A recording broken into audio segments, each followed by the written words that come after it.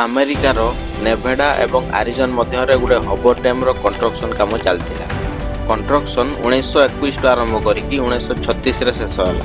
କନ୍ଷ୍ଟ୍ରକ୍ସନ୍ରେ 21,000 କର୍ମଚାରୀ ଯୋଗଦାନ ଦେଇଥିଲେ ଏବଂ କାମରେ 116 କର୍ମଚାରୀ ମୃତ୍ୟୁବରଣ କରିଥିଲେ। ଏହି ଭିତରୁ ସବୁଠୁ ପ୍ରଥମେ ମୃତ୍ୟୁବରଣ କରିଥିଲେ ଜନ୍ ଟିର୍ନି। ସେ ଏମିତି ହିଁ ପ୍ରତିଦିନ ଭଳି କାମକୁ ଆସିଥିଲେ। ରସି ଛିଡ଼ିବା ଯୋଗୁଁ ସେ ନଦୀରେ ପଡ଼ିକି ମରିଗଲେ। ଏମିତି ହିଁ କେତେ ଜଣଙ୍କ ମୃତ୍ୟୁ ପରେ ଶେଷରେ ଜଣେ ଟାୱାରରେ କାମ କରୁଥିଲା ମିସ୍ ବେଲେନ୍ସରେ କେମିତି ଗୋଟେ ତଳେ ପଡ଼ିକି ମରିଗଲେ। ସେ ଆଉ କେହି ନୁହଁ, ସେ ହେଉଛି ଜନ୍ ଟିର୍ନିଙ୍କ ପୁଅ ପ୍ୟାଟ୍ରିକ୍ ଟିର୍ନି। ଚିନ୍ତା କରିବାର କଥା ଏହା ଯେ ଜନ୍ ଟିର୍ନି ଏବଂ ପ୍ୟାଟ୍ରିକ୍ ଟିର୍ନି ବାପ ପୁଅ ଥିଲେ। ଜନ୍ ଟିର୍ନି ଡ୍ୟାମ୍ କାମ ଆରମ୍ଭ ସମୟରେ ମରିଲେ ଏବଂ ପ୍ୟାଟ୍ରିକ୍ ଟିର୍ନି ଡ୍ୟାମ୍ କାମ ସରିବା ସମୟରେ ମରିଲେ।